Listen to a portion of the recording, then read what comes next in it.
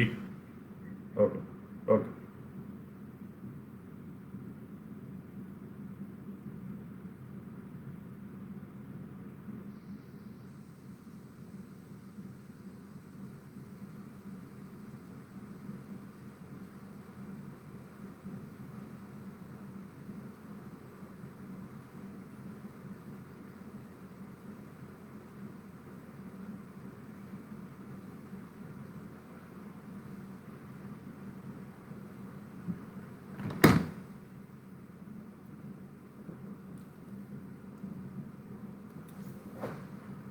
Hello friends.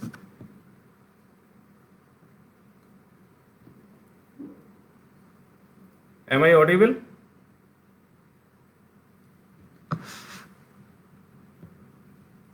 Okay, you just thumbs up if you can see hear me.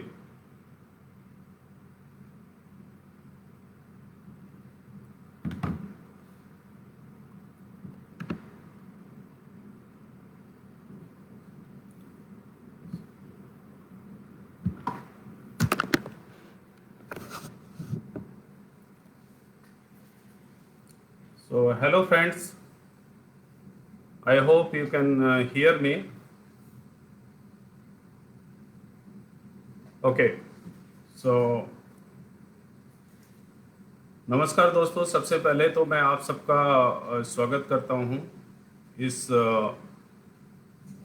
चर्चा में, और धन्यवाद करता हूं फसल क्रांति का जिसने हमें ये मौका दिया, इस प्लेटफॉर्म को उपलब्ध कराया आपसे कृषि संबंधी चर्चा करने के लिए। साथियों, मेरा नाम सतीश तिवारी है और मैं हेड मार्केटिंग के पद पे कार्यरत हूँ कोरोमंडल इंटरनेशनल लिमिटेड में। और मैं भी एक किसान परिवार से बिलोंग करता हूँ और पिछले 20 सालों से एग्रीकल्चर में काम कर रहा हूँ, एग्री प्रोफेशनल हूँ और किसानों के साथ जुड़ा हुआ हूँ।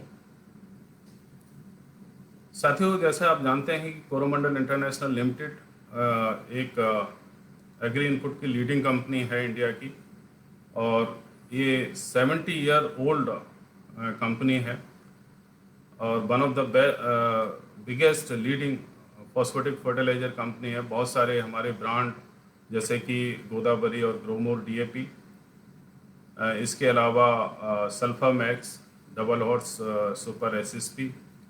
कीटनाशकों में जैसे आप जानते हैं कि हमारा फेंडाल, हेक्जेस्टॉप, आरिथ्री, प्रॉस्पेल, बहुत सारे प्रोडक्ट जटायु किसानों में बहुत ही लोकप्रिय हैं।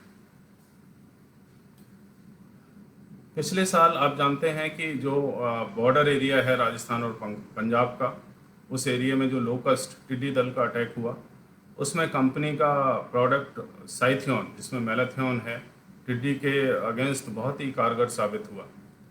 तो कंपनी इस तरह से बहुत ही किसानों की सेवा के लिए प्रोडक्ट ईजाद करती रहती है। अपने निजी अनुसंधान से किसानों के लिए उनकी समस्याओं को समझते हुए नए नए प्रोडक्ट देने की कोशिश करती है।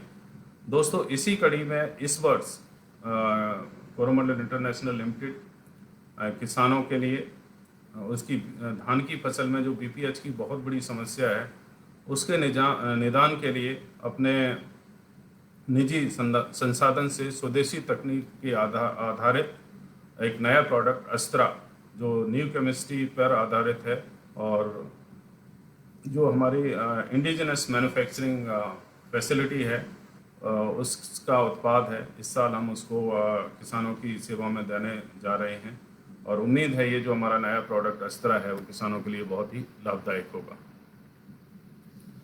साथियों, मुझे इस वर्चुअल मीटिंग में बताया गया है कि आज की इस चर्चा में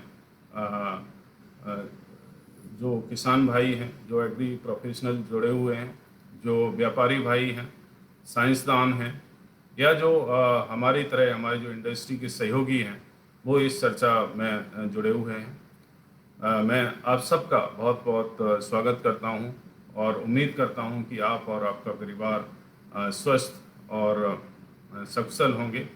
आप सभी कोरोना वॉरियर हैं और इस परिस्थिति में जहां ये वैश्विक महामारी ने पूरी दुनिया को संकट में डाल रखा है, आप कोरोना वॉरियर की तरह काम कर रहे हैं और किसानों की सेवा में लगे हुए हैं। चाहे वो हमारे इंडस्ट्री के सहयोगी हों, चाहे व्यापारी भाई हों, या सबसे बड़ा जो काम कर रहे हैं वो किसान कर रहे हैं। क्योंकि भले ही हम घर में बैठे हुए हैं, बट हमें खाने की तो आवश्यकता है, बाकी चीज़ें सब बंद हो सकती हैं। तो वो किसान ही हैं जिनकी वजह से हम ये 2 वक्त का खाना खा पा रहे हैं, और वो सही में जो रियल कोरोना वॉरियर हैं वो हमारे देश के लिए काम कर रहे हैं। मित्रों, जैसे आप जानते हैं कि इस लॉकडाउन पीरियड में जिस तरह से किसानों ने और हमारे इंडस्ट्री के लोगों ने पूरे समाज की अथक भाव से सहायता और प्रयास किया है, उसकी वजह से भारत में जो इसकी पोजीशन है वो कहीं कहीं बेटर है। अदरवाइज आप जानते हैं कि पूरा देश, दुनिया के लगभग सभी छोटे बड़े देश इस वैश्विक महामारी से लड़ रहे हैं। दुनिया की जो भी अर्थव्यवस्थाएं हैं वो उनका बहुत बुरा हाल है, और जहाँ तक इकोनॉमिस्ट हैं वो प्रिडिक्ट कर रहे हैं कि they will register negative growth around 3 to 8%।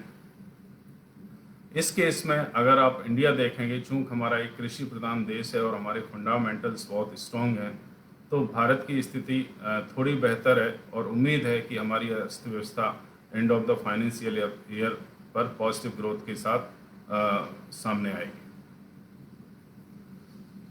थोड़ा सा हम विचार करेंगे कि आज ये कोरोना वायरस जो वैश्विक महामारी है, उसने किस तरह से पूरी मानव जाति के ऊपर संकट की तरह आई है। दुनिया में आज की डेट में 50 लाख से ज़्यादा लोग संक्रमित हैं, और लगभग 3.5 लाख से ज़्यादा लोग इस काल का ग्रास हो चुके हैं, उनकी असामयिक मृत्यु हो चुकी है। भारत की देखेंगे स्थिति, तो भारत की स्थिति भी अधिक भिन्न नहीं है। हमारे देश में भी जो संक्रमित लोगों का आंकड़ा है वो 1 लाख से ऊपर हो गया है, और मरने वालों की संख्या भी 3000 से ऊपर जा चुकी है। दोस्तों, ये बीमारी बहुत लंबे चलने वाली है, और हमने इसके साथ ही जीना सीखना पड़ेगा, इससे जूझना पड़ेगा और आगे बढ़ना पड़ेगा। मित्रों, भारत में आप जानते हैं कि हमारी जो अर्थव्यवस्था है वो बेसिक फंडामेंटल्स हैं, जो एग्रीकल्चर है उस पर आधारित है, और हमारे देश में जो ज़्यादा से ज़्यादा जनसंख्या है वो इसके ऊपर निर्भर है। उसी प्रकार से जो इसके परिणाम स्वरूप जो चीज़ें सामने आ रही हैं, मैं उसके बारे में आपको चर्चा करूंगा। फ्रेंड्स, जैसा कि आपको विदित है कि हमारे पास दुनिया की केवल 2% एग्रीकल्चर लैंड है, और जो दुनिया में 7 बिलियन पॉपुलेशन है उसका 17%, 1 करोड़ 134 करोड़ के लगभग भारत में है, जो लगभग 17% है। तो 2% जो एग्रीकल्चर लैंड है उससे हम पूरे विश्व की 17% जनसंख्या का भरण पोषण कर रहे हैं। भारत उसके किसानों और साइंटिस्ट और इंडस्ट्री के सहयोग से ना कि आज अन्न के उत्पादन में सेल्फ सफिशिएंट है, बल्कि बहुत सारे देशों में इसका निर्यात भी कर रहा है। ये सभी संभव हुआ है जो अन्नदाता है उसके अथक परिश्रम से, हमारे जो साइंटिस्ट हैं उनकी मेहनत और उनके अनुसंधानों से। चाहे वो ग्रीन रेवोल्यूशन का टाइम हो, जब दक्षिण भारत में जो धान की IR8 एवं जो नई वैरायटियाँ आई, या भारत में ये नॉर्थ इंडिया में पंजाब हरियाणा या वेस्टर्न यूपी में जो हाइब्रिड गेहूं आया, संकर गेहूं जिसको बोलते हैं मैक्सिको से, उसकी वजह से जो विकास हुआ। और उसके बाद आप 90 के दशक में देखेंगे जो BT कॉटन आया। तो आज हम इस पोजीशन पे हैं कि भारत न सिर्फ अपने देश में बढ़ती हुई पॉपुलेशन का पूरा ध्यान रख पा रहा है, बल्कि पूरे दुनिया में जो लोग हैं उनके लिए भी अन्न और जो भी अदर फूड आइटम्स हैं, चाहे मीट है, चाहे लाइव स्टॉक है, हॉर्टिकल्चर प्रोडक्ट हैं, उसका भी एक्सपोर्ट करता है। अन्न उत्पादन में इंडिया जो है आज एक आत्मनिर्भर देश बना हुआ है। दोस्तों, आप जैसे जानते हैं कि इंडिया में हमारे देश में जो कृषि है वो भले ही हमारी GDP को लगभग 17% ही कंट्रीब्यूट करती हो, जब देश आज़ाद हुआ था तो इसका कंट्रीब्यूशन लगभग 50% था, आज जो घट के 17% आ गया है। पर साथ में ये भी सच है कि हमारे देश की लगभग 60% जो पॉपुलेशन है वो एग्रीकल्चर पे ही डिपेंड है। और ये एग्रीकल्चर उनके लिए एक व्यवसाय नहीं बल्कि एक वे ऑफ लिविंग है, एक जीने का सहारा है और एक जीने की जो जिसको बोलते हैं चर्या है। हमारे देश में जैसे कि आप जानते हैं कि अनलाइक यूरोपियन कंट्री और American country, we have very small and marginal farming. इस वजह से समस्याएं भी बहुत हैं, मैकेनाइजेशन काम है, और जो चीज़ें हम इम्प्लीमेंट करना चाहते हैं, जो उन्नत तकनीकी, चाहे वो मैकेनाइजेशन हो, चाहे एग्री इनपुट हो या इन्वेस्टमेंट हो एग्रीकल्चर में, वो नहीं हो पा रहा है। पर इसके बावजूद भी भारत, आपने देखा होगा, इस कठिन समय में भी एग्रीकल्चर की वजह से दुनिया में अपना एक अलग स्थान रख पा रहा है।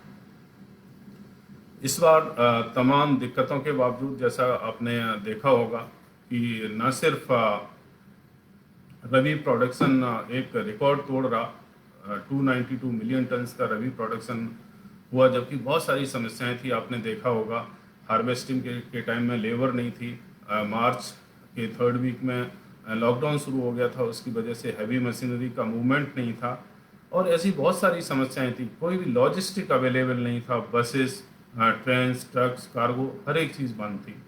वो सारी समस्याओं का सामना करते हुए भी भारत में आप देखेंगे तो रबी का जो प्रोडक्शन था 292 मिलियन, जो which is a new record हुआ है।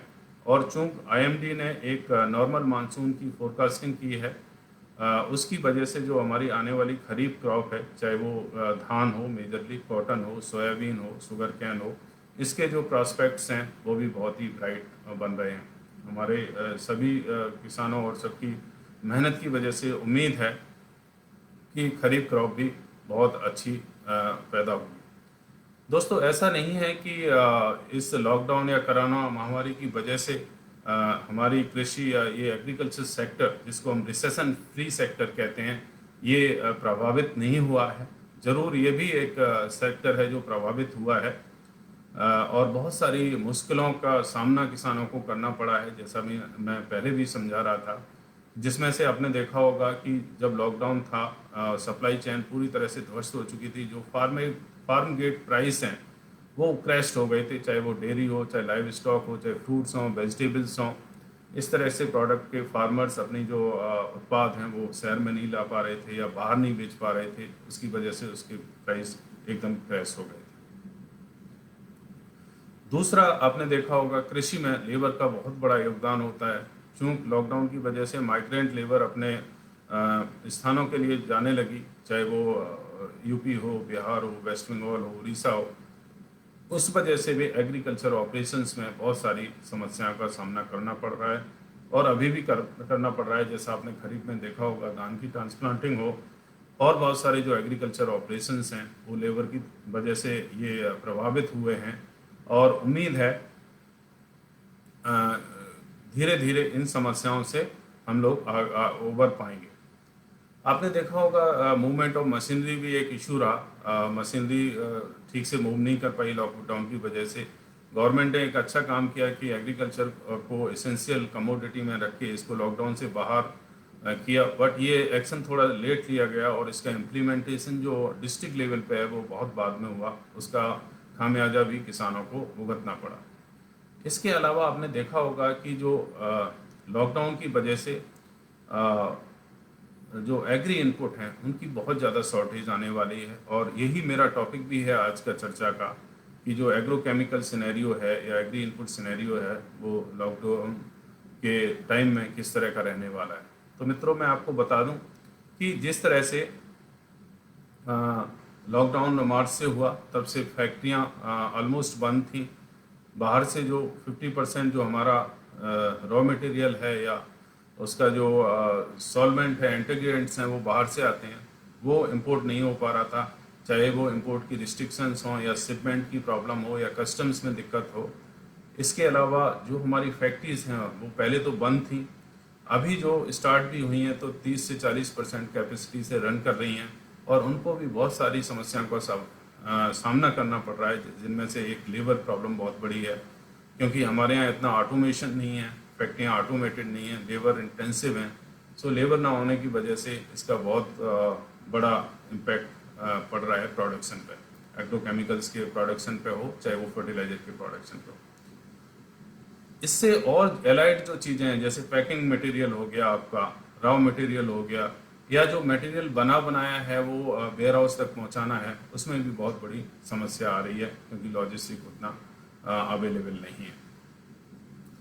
जो चीज़ें किसान प्रोड्यूस कर रहा है उसकी मार्केटिंग भी बहुत इशू है। आपने देखा होगा प्रिक्योरमेंट के टाइम, रबी क्रॉप का जो प्रिक्योरमेंट था, चाहे वो वीट हो, अदर क्रॉप्स हों, सोशल डिस्टेंसिंग की वजह से या गवर्नमेंट रेगुलेशन की वजह से बहुत फेज मैनर में हुई, but we can appreciate the effort of governments, because of that the procurement was slightly better, otherwise it could have been a disaster in this year. आपने देखा होगा कि बहुत सारे जो फाइनेंशियल एजेंसीज हैं वो आज प्रॉब्लम्स में हैं। बैंक्स का कंसोलिडेशन हो रहा है, मर्जर है, कोई गिने चुने बैंक रह गए हैं, और बहुत सारे इश्यूज हैं। उसकी वजह से जो मार्केट में कैश अवेलेबिलिटी है वो एक बहुत बड़ा प्रॉब्लम है। कैश क्रंच जो है एक बहुत बड़ी समस्या है, और आने वाले टाइम में उन्हीं डीलर्स को और उन्हीं लोगों को मटेरियल मिलेगा जो कैसेज पार्टीज हैं या जिनके पास कैश है। जो कैश हैं they will be the king. चूँकि बहुत ही एग्रोकेमिकल्स और चाहे वो फर्टिलाइज़र हो, उसकी शॉर्टेज है, डिमांड और सप्लाई में गैप है, इसलिए बहुत ज़रूरी है। ये मेरा जो हमारे इंडस्ट्री के साथी हैं उनके लिए मेरा सजेशन है कि वो ये एक सही टाइम है कि वो चैनल को रैशनलाइज करें। जो अच्छी पार्टीज़ हैं, जिनका पास्ट अच्छा है या जिनका रिटेल अच्छा है, उनको जो है ज़्यादा प्राथमिकता दें, ताकि किसानों को सही चीज़ सही समय पर सही दाम पर उपलब्ध की जाए। आपने देखा होगा जैसे एक्सपोर्ट, बहुत सारे प्रोडक्ट का एक्सपोर्ट होता था। India is the biggest exporter of meat, which was not happening due to cargo का मूवमेंट नहीं है, शिप का मूवमेंट नहीं है। तो उस वजह से भी इन सब चीज़ों के जो प्राइस हैं वो क्रैश कर गए हैं, चाहे वो मीट हो, चाहे फ्रूट हो, चाहे वेजिटेबल्स हो, चाहे डेयरी प्रोडक्ट हों। ये सारी चीज़ें जो है इन सब बातों की वजह से इफ़ेक्ट हुई। दोस्तों, इसमें कोई शक नहीं है कि एग्रीकल्चर सेक्टर जो है वो एक it is better placed as compare to other sectors. Otherwise आपने देखा होगा कि sectors like auto, aviation, retail, movie, mall, इन सब का बहुत बुरा हाल है। आपने देखा होगा travel industry, hotels, mall, restaurants, ये सभी बंद हैं और बहुत बुरी तरह से इन पर प्रभाव पड़ा है। अगर ये क्वार्टर की बात करेंगे तो ये 70 से 80% इनका बिजनेस डाउन है। आपने देखा होगा ऑटो, कार्स कुछ सेल नहीं है, प्रोडक्शन नहीं है। तो ये एक बहुत बड़ी समस्या है। इसके मुकाबले अगर आप देखेंगे तो एग्रीकल्चर सेक्टर जो हमारा है वो एक रिसेशन फ्री सेक्टर है, और ये उम्मीद है ये इससे भी और अच्छा करने की इसमें क्षमता है और इससे अच्छा करेगा। चूँकि पूरी दुनिया में एक सिचुएशन बनती जा रही है ये लॉकडाउन की वजह से, जहाँ पे ग्लोबल रिसेशन की समस्या लोगों को फेस करनी पड़ सकती है। जैसे आपने देखा होगा जो भी दुनिया की बड़ी इकोनॉमी है, चाहे वो अमेरिका हो, चाहे यूरोपियन कंट्रीज़ हो, और थर्ड वर्ल्ड कंट्रीज़ हो, इन सब की जो इकोनॉमीज़ हैं वो माइनस में जाने वाली हैं और शट डाउन हैं। पूरी दुनिया स्टैंड स्टिल है बिकॉज ऑफ दिस कोविड-19। तो इस सिचुएशन में जो बड़ी समस्या आने वाली है वो एक फूड इनसिक्योरिटी की समस्या है, क्योंकि या तो कंट्रीज प्रोड्यूस नहीं कर पा रहे हैं, या जो लोग इंपोर्ट पर डिपेंड थे उनको वो मटेरियल नहीं मिल रहा है। तो in this situation, being agri professional, हमारी जो रिस्पॉन्सिबिलिटी है वो और ज़्यादा बढ़ जाती है कि चाहे वो किसान हो, चाहे किसान से जुड़े कृषि से जुड़े व्यवसायी हों, हमारे डीलर बंधु हों, या जो इंडस्ट्री के हमारे साथी हैं, या जो साइंटिस्ट हैं जो इसमें सभी लोग काम कर रहे हैं, उनकी ये रिस्पॉन्सिबिलिटी बहुत ज़्यादा बनती है कि हम लोग ज़्यादा मेहनत करें, ज़्यादा फूड प्रोड्यूस करें, ताकि जो स्टारवेशन की समस्या है और इस वर्ल्ड में जो एक फूड इनसिक्योरिटी का एक जो समस्या आ रही है उस तरह की समस्या ना हो। मित्रों, मैं बीच में एक चीज़ आपको ज़रूर बोलना चाहूँगा कि अगर आपका कोई क्वेश्चन है, कुछ है, तो आप नीचे एक जो बॉक्स है उसमें अभी लिख सकते हैं। मैं ज़रूर उसको आंसर करने का कोशिश करूँगा। Otherwise, end of the session also you can ask me the question. You can write in mail, this box, or otherwise you can mail me also after this session. So यहाँ पे मैं दो तीन चीज़ें जो एग्री इनपुट में या जो हमारा एग्रीकल्चर सेक्टर है, जो एक बैकबोन है इंडिया की, उसके बारे में कुछ चीज़ें आपके सामने ज़रूर साझा करना चाहूँगा। जैसे कि आपने देखा होगा इन सब सिचुएशन की वजह से जहाँ बहुत सारे बिजनेस डीग्रो कर रहे हैं या उनमें बहुत बड़ा रिसेशन है, the sectors are almost collapsed, चाहे वो एविएशन ले लो, ऑटो इंडस्ट्री ले लो। एग्रीकल्चर में भी ऐसा नहीं कि ये सेक्टर एकदम बचा हुआ है, बहुत सारे चैलेंजेस हैं जिससे हमें फाइट करना है। जिसमें से सबसे बड़ा चैलेंज आप देखेंगे, जो एग्री इनपुट है इसकी अवेलेबिलिटी जो है वो बहुत कम रहने वाली है, और उसके रीज़न मैं पीछे आपको बता चुका हूँ। चाहे वो प्रोडक्शन का ना होना हो, चाहे इंपोर्ट हो, इन सब की वजह से जो एग्री इनपुट है, चाहे वो फर्टिलाइजर है, पेस्टिसाइड्स है, वो उसकी अवेलेबिलिटी एक बहुत बड़ा इशू रहेगा और कम रहेगी। आपने ये चीज़ ध्यान रखना है, क्योंकि इसका इम्पैक्ट हमारी फार्मिंग पे ना पड़े, उसके लिए जो सही डीलर या सही जगह का चुनाव करना बहुत ज़रूरी है। इसके अलावा आपने देखा होगा कि because of labour problem and other problems you may see some crop shift. जैसे कि आपने देखा होगा अभी पंजाब, हरियाणा या वेस्टर्न यूपी में जो पैडी की ट्रांसप्लांटिंग होती थी, वो बहुत सारे ऑल आर मैनुअल, कोई उसमें पैडी ट्रांसप्लांटर का इस्तेमाल नहीं होता है। तो ऐसी स्थिति में जहाँ लेबर की अवेलेबिलिटी नहीं है, तो आप जो है बहुत क्रॉप शिफ्ट देख सकते हैं। जैसे पैडी की क्रॉप में भी आपने देखा होगा, बासमती से लोग जो है पीआर वैरायटी में जाएंगे, या ट्रांसप्लांटेड राइस से जो डायरेक्ट सीडेड राइस है, डीएसआर राइस जिसको बोलते हैं, लोग उसमें जाएंगे। जिस तरह से गवर्नमेंट्स भी प्रमोट कर रही है कि लोग धान की बजाय मक्का या कॉटन या ऑल्टरनेट क्रॉप में जाएं, वो भी क्रॉप शिफ्ट होगा। बहुत सारी स्टेट्स के आपने एडवाइजरी देखी होगी, चाहे वो हरियाणा हो, पंजाब हो, तेलंगाना हो, गवर्नमेंट ऑल्टरनेट क्रॉप्स के लिए किसानों को प्रोत्साहित कर रही है, चाहे उसके लिए कुछ स्टिमुलेंट पैकेज दे रही हो या उनको एडवाइजरी जारी कर रही हो। तो क्रॉप शिफ्ट भी इस सिचुएशन में आपको देखने को मिलेगा। इसके अलावा आपने देखा होगा चूंकि लेबर की प्रॉब्लम है, इसलिए जो हर्बिसाइड्स की सेल है वो ज़्यादा होने की संभावना है, और उसकी शॉर्टेज अभी से महसूस की जा सकती है, देखी जा सकती है। मटेरियल अवेलेबिलिटी, जो मटेरियल है, एग्री इनपुट है, वो केवल कैश डीलर्स को अवेलेबल होगा, क्योंकि डिमांड ज़्यादा है और अभी सप्लाई कम है। तो ये एक सेलर्स मार्केट हो गया। तो ऐसी पोजीशन में the dealers those are having cash, they will get more material, and company अभी उनको प्रेफरेंस देगी और देना भी चाहिए। इसके अलावा आपने देखा होगा कि बहुत सारी जो स्टेट्स हैं वो एडवाइस कर रहे हैं फार्मर्स को कि उन्होंने क्या ग्रो करना है, कैसे ग्रो करना है, और कितने एकड़ में या कितनी मात्रा में ग्रो करना है और कहाँ बेचना है। ये बहुत ज़रूरी है और आने वाले टाइम में इसकी इम्पोर्टेंस बहुत रहेगी। बहुत सारी स्टेट्स आपने देखा होगा, इस पर उन्होंने ऑलरेडी काम करना शुरू कर दिया है, what to grow and where to sell. So ये बहुत बड़ा फैक्टर होने वाला। ऑलरेडी आपने सदर्न स्टेट्स में देखा होगा, Telangana, AP, they have already started giving advisory regarding that, and so as in some state of maybe MP, Rajasthan और Punjab and Haryana also, they will give advisory कि what crop farmer has to cultivate and where they have to sell. This is very very important, you need to understand it. इसके अलावा आपने देखा होगा कि agrochemical जो industry है हमारी, वो लार्जली जो है इंपोर्ट पे डिपेंड है, और इंपोर्ट जैसे मैंने आपको बताया कि वो अभी पॉसिबल नहीं हो रहा है बहुत सारे रीजन्स की वजह से। चाहे वो चाइना इम्पैक्ट हो, कोरिया से इंपोर्ट हम करते हो, जापान से इंपोर्ट करते हैं, कार्गो का कोई मूवमेंट नहीं है पिछले 3 महीने से, शिपमेंट में ही दिक्कत आ रही है। और पूरी दुनिया में जो आज एक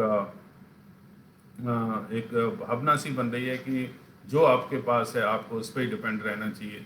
तो ये बहुत ज़रूरी है कि हम हमारी जो प्रोडक्शन फैसिलिटी है वो बेटर बनाएं और इंपोर्ट पे ज़्यादा डिपेंड ना रहना पड़े।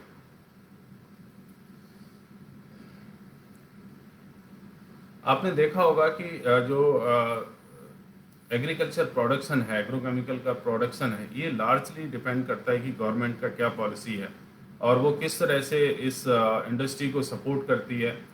क्योंकि ये जो सिचुएशन बन रही है जहाँ इंपोर्ट पॉसिबल नहीं है और जो कंपनियां इंपोर्ट पर डिपेंड थी, ज़रूर उनको नुकसान होने वाला है। The company those are having their own technicals, जो इंडिया में की बड़ी टेक्निकल मैन्युफैक्चरर कंपनी है जिसमें से कोरोमंडल भी एक है, उनको इस चीज़ का एडवांटेज होने वाला है।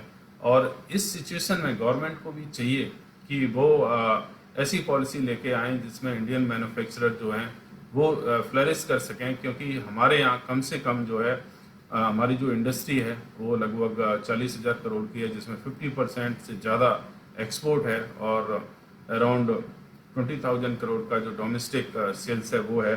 और इंडिया जो अभी 4th पोजीशन पे है इस एग्रोकेमिकल के मार्केट में, ये एक बहुत बड़ा मार्केट होने वाला है, प्रोड्यूसर होने वाला है और ये सारी दुनिया को जो केमिकल है वो एक्सपोर्ट करने की क्षमता रखता है। बीच में मैं एक क्वेश्चन लेना चाहूँगा, जो किसी ने पूछा है कि ये जो 27 मॉलिक्यूल जो अभी बैन किए उसका इंडस्ट्री पर क्या इम्पैक्ट आएगा। देखिए, एक्चुअली हम लोग जो एक्सपेक्ट कर रहे थे गवर्नमेंट से इन दिस सिचुएशन, जैसे गवर्नमेंट ने अनाउंस किया था कि we should be Atmanirbhar Bharat and we should be focusing on our own production facilities and India will be the hub of all this production facilities। पर ये जो 27 प्रोडक्ट्स का बैन है वो एक सरप्राइज की तरह आया है। ये लगभग इंडस्ट्री का, जैसे अगर हम 20,000 करोड़ की इंडस्ट्री मान के चलते हैं तो उसका जो ये 27 प्रोडक्ट हैं इनका 25 से 30% कंट्रीब्यूशन है। करीब लार्जली 5-6 हज़ार करोड़ के ये प्रोडक्ट हैं जो इंडिया में सेल होते हैं और हमारी जो कंपनियां हैं वो यहाँ भी सेल करती हैं और बहुत सारा एक्सपोर्ट करते हैं। तो ये इतना जल्दी होने वाला नहीं है। इंडस्ट्री और कंपनियां इंडिविजुअल लेवल पे भी और इंडस्ट्री लेवल पे भी इसके अगेंस्ट स्टे लेने जा रही हैं और जो भी इंडस्ट्री का पक्ष होगा वो गवर्नमेंट को रिप्रेजेंट करेंगी और hopefully we will come out from this problem. So going ahead with this challenges, we were discussing about Desi technical manufacturer will have advantage because of their manufacturing and import is having problem. So देसी कंपनियां हैं, ज़रूर उनको एक advantage आप देख सकते हैं। आपने देखा होगा कि जिस तरह से आज के टाइम में ये एक मीटिंग भी उसका एक उदाहरण है कि जो कन्वेंशनल मेथड हैं फार्मर्स तक पहुंचने के, या जो आपके जिस तरह से हम एक्सटेंशन वर्क करते थे, फील्ड वर्क करते थे, वो आज पॉसिबल नहीं हो रहा है। उसके लिए बहुत ज़रूरी है जो डिजिटल मीडिया है उसका हम ज़्यादा से ज़्यादा इस्तेमाल करें, चाहे वो यूट्यूब हो, फेसबुक हो, व्हाट्सअप हो, फ़ोन कॉल्स हों या इस तरह के जो भी डिजिटल मीडिया हैं, वर्चुअल मीटिंग्स हों, वेबिनार हों, कोशिश करें, चाहे वो इंडस्ट्री के हमारे फ्रेंड हैं उनके लिए ये मेरी सलाह है कि जो आपकी जानकारी है प्रोडक्ट के बारे में, एग्रीकल्चर के बारे में, क्रॉप के बारे में, वेदर के बारे में, वो चूँकि physically movement is restricted most of area, most of the part of the country, in this situation we should try to reach with our customer through digital, इसका इस्तेमाल करें। किसान भाइयों को भी चाहिए कि वो बहुत सारी इंफॉर्मेशन डिजिटली अवेलेबल है, वो इस माध्यम को ज़रूर एक्सप्लोर करें और उम्मीद है कि ये आने वाले टाइम में एक नया नॉर्मल बन के आएगा। आप जानते हैं कि हर एक समस्या, हर एक प्रॉब्लम एक अवसर लेके आती है। ये जो महामारी है, कोरोना महामारी, ये भी एक बहुत बड़ा अवसर लेके आई है इंडिया के लिए एज ए होल।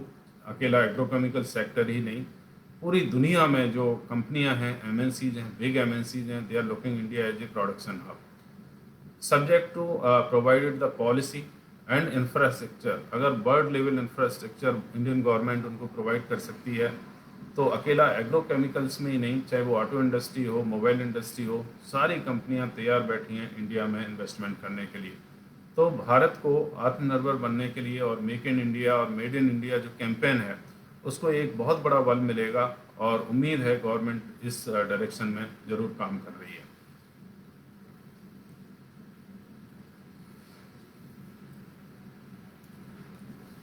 आगे हम बात करेंगे जो अ, अभी आगे हमने कैसे काम करना है और किस तरह से इसको आगे लेके चलना है, जो हमारे चीज़ें हैं।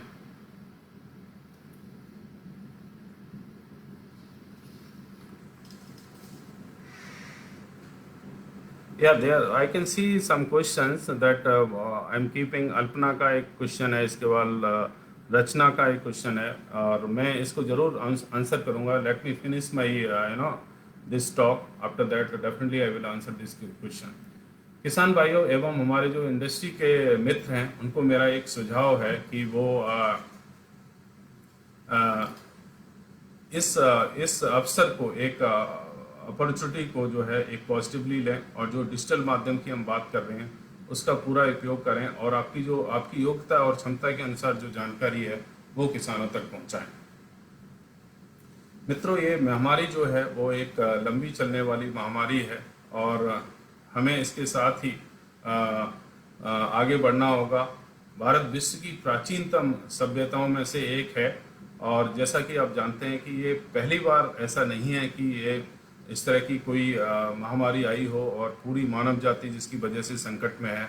इससे भी पहले बहुत सारी समस्याओं का दुनिया ने सामना किया हुआ है, चाहे वो 1918 में आया हुआ स्पेनिश फ्लू हो, जो एक बहुत बड़ा बीमारी थी, जिसमें लगभग 5 करोड़ लोगों की जो है 50 million people have died on that time, sorry, जिसमें करीब 5 करोड़ लोगों की जो है प्रभावित हुए थे। इसके बाद आपने देखा होगा बहुत सारी सार्स बीमारी आई,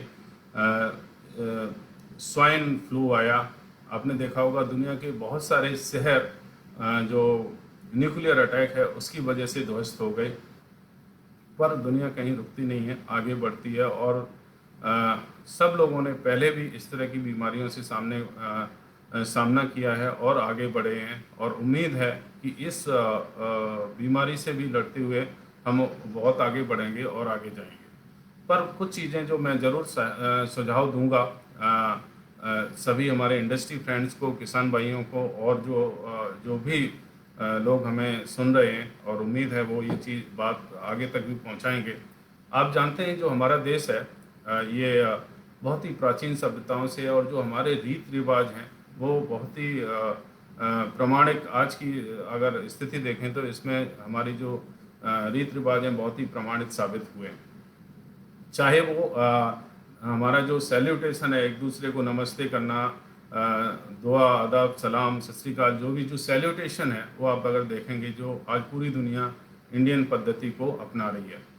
चाहे वो मुंह ढकने की प्रथा हो, आपने देखा होगा गांव में लोग जिसको हम यूपी में गमछा कहते हैं, उससे अंगोछा कहते हैं कहीं, जिससे अपना सिर बांधे रहते थे। हमारी जो महिलाएं या बहनें हैं वो अपना चुन्नी से सर ढकती थी, या जो साड़ी से सर ढकती हैं, या और जो कपड़े हैं उससे, आपने देखा होगा ये प्रथा भी आज बहुत ही रिलेवेंट नज़र आती है। आपने देखा होगा हमारे यहाँ कहीं बहुत ही ज़्यादा हाथ धोने की, साबुन से हाथ धोने की प्रथा है, बार बार हाथ धोने की प्रथा है। इसके बाद रोज़ स्नान करने की प्रथा है। आप बहुत सारे कंट्रीज में देखेंगे लोग हफ्तों तक नहीं नहाते हैं। हमारे यहाँ लोग डेली स्नान करते हैं, स्वस्थ धुले हुए स्वच्छ कपड़े पहनते हैं। तो ये बहुत आज के टाइम में रिलेवेंट आपने देखा होगा ये चीज़ें हैं। खादी का इस्तेमाल, कॉटन का इस्तेमाल करना, घर को धोना, उसको पेंट करना टाइम पे, उसको धूमित करना, या उसको जैसे हवन वगैरह करते हैं उससे उसका शोधन करना। हमारे यहाँ लोग घर का ही खाना ज़्यादा पसंद करते हैं, आपने देखा होगा। और योग करना है, ध्यान करना, जो हमारी पुरानी जो पद्धति हैं, जो समस्याएं, जो प्रचलन हैं, रीत हैं, रिवाज हैं, आज की जो ये कोरोना काल में बहुत ही रिलेवेंट साबित हो रहे हैं। और मैं सभी भाइयों को अनुरोध करता हूं कि आप इनको जरूर पालन करें, और इसमें कोई शर्म की बात नहीं है। जो हमारी प्राचीन जो रीत और रिवाज हैं, आज पूरी दुनिया इनका एडॉप्शन कर रही है, और जरूर हम इस महामारी से आगे लड़ सकते हैं और आगे बढ़ सकते हैं। ये सारी चीज़ें जो मैंने बताई, ये चीज़ें जो हैं, ये बीमारी से लड़ने का एक बहुत बड़ा मूल मंत्र है। ज़रूर जिस तरह से मिनिस्ट्री ऑफ होम अफेयर्स आपको एडवाइस दे रही है, उस तरह से भी आप सैनिटाइज़र, मास्क या 2 गज की दूरी है वो बना के रख सकते हैं, और अपना काम आगे बढ़ सकते हैं। अभी मैं कुछ आपको क्वेश्चन ले सकता हूँ। जिस तरह से किसी ने पूछा कि इंडस्ट्री में जो हमारे लोग काम कर रहे हैं, जो हमारे साथी काम कर रहे हैं, उनका किस तरह से फ्यूचर है, और ये पोस्ट कोविड और era what will happen with the industry. See, what I can anticipate, agriculture is going to be more important, more stronger, and more likable profession in coming time. Because आपने देखा होगा कि आपको एक engineer, एक doctor और एक may be और जो प्रोफेशन है, उन सब की बाद में ज़रूरत पड़ती है। सबसे पहले ज़रूरत पड़ती है एक फार्मर की, और फार्मर ही एक्चुअल में एक रियल इनोवेटर है। उसके फील्ड में जो इनोवेट होता है वो ही रियल प्रोडक्शन है। बाकी चीज़ें आप देखेंगे वो सारे बाई प्रोडक्ट हैं, चाहे वो लोहे से कार बनाना हो या और चीज़ें आपने जो देखी हो, वो किसी न किसी चीज़ से दूसरे रूप में बनाई जाती हैं। जो किसान जो पैदा करता है वो रियल एक इनोवेशन है, वो एक रियल प्रोडक्ट है। आने वाले टाइम में ये जो सेक्टर है, एग्रीकल्चर सेक्टर, बहुत स्ट्रांग होने वाला है। ये ज़रूर है कि थोड़ा डाइवर्सिफाई करना पड़ेगा किसानों को भी, थोड़ा ज़्यादा इसको प्रॉफिटेबल बनाने के लिए या इकोनॉमिक वाइबल बनाने के लिए। जहाँ तक गवर्नमेंट पॉलिसी का सवाल है, मैं ज़रूर इसमें अप्रिशिएट करना चाहूँगा कि गवर्नमेंट इसको बहुत ही सपोर्ट कर रही है, चाहे वो किसानों की इनकम को डबल करने की बात हो बाई 2022, या जो रिसेंट में उन्होंने जो पैकेज दिया 30,000 करोड़ का थ्रू नाबार्ड। नाबार्ड पहले भी 90,000 करोड़ के लगभग उनके कोऑपरेटिव बैंक के माध्यम से किसानों को बांटती थी, बट अभी फाइनेंस मिनिस्ट्री ने सोचा कि ये कैश क्रंच है और सारी जो फाइनेंशियल इंस्टीट्यूशंस हैं वो सही पोजीशन में नहीं है, इसलिए नाबार्ड को ज़्यादा स्ट्रेंथन किया जाए। तो उसके लिए जो पैकेज दिया है, दैट्स वेरी गुड। और जो जहाँ तक इसकी बात है इंडस्ट्री में फ्रेंड्स की, तो वो ही मैं कहना चाहूँगा कि आपका फ्यूचर बहुत ब्राइट है। और आप धीरे धीरे देखेंगे कि दुनिया जो है में बहुत ज़्यादा आप देखेंगे अफ्रीकन कंट्री, वो लोग फूड इनसिक्योरिटी से गुजर रहे हैं। तो बहुत सारे जो एग्रीकल्चर प्रोडक्शन है उसको बढ़ाने की ज़रूरत है। हमारी जो पॉपुलेशन है वो बहुत तेज़ी के साथ बढ़ रही है। दुनिया को पूरी ग्रोइंग पॉपुलेशन को फीड करने के लिए we have to produce more with same kind of land is not going to be increase. आपने रिसेंटली देखा होगा जो वेस्ट बंगाल में अम्फान तूफान आया 22 तारीख को, उसकी वजह से जो मैं अभी देख रहा था 1.8 lakh hectare agriculture land has been destroyed. So जो आपकी ज़मीन है वो तो कम ही हो रही है, कोई ज़्यादा नहीं हो रही है। तो लिमिटेड लैंड, लिमिटेड रिसोर्सेज से we have to produce more, and for that it is very very important to use right kind of agri input, either it is seed, pesticides और फर्टिलाइजर्स। सो ये this sector is going to be very big. आपने भी देखा होगा, जैसे हम बहुत बार बात करते हैं कि agriculture and food sector is a recession free sector, and it has a immense potentiality to go and grow, and definitely it will grow. So दोबारा से मैं जो आपकी सेफ्टी है, कोविड सेफ्टी, उसको थोड़ा हाईलाइट करना चाहूँगा कि अभी चूँकि ये लंबा चलने वाला है, हमें पता नहीं, अभी तक 1 लाख केसेस हैं, और अभी जिस तरह से लॉकडाउन में ढील दी जा रही है और जिस तरह से टेस्टिंग बढ़ रही है, क्योंकि अब अगर हम 1 लाख टेस्ट डेली करेंगे तब भी 37 साल चाहिए इंडिया की जो पॉपुलेशन है उसको पूरा टेस्ट करने के लिए। तो ये लंबे चलने वाला काम है, और अभी इसका पीक आया नहीं है। वो जून भी हो सकता है, जुलाई हो सकता है। आपने देखा होगा इंडिया में पीक आएगा, और फिर ये हो सकता है सितंबर, अक्टूबर, या कब तक बीमारी चलेगी, nobody knows. But we have to live with that and we have to grow.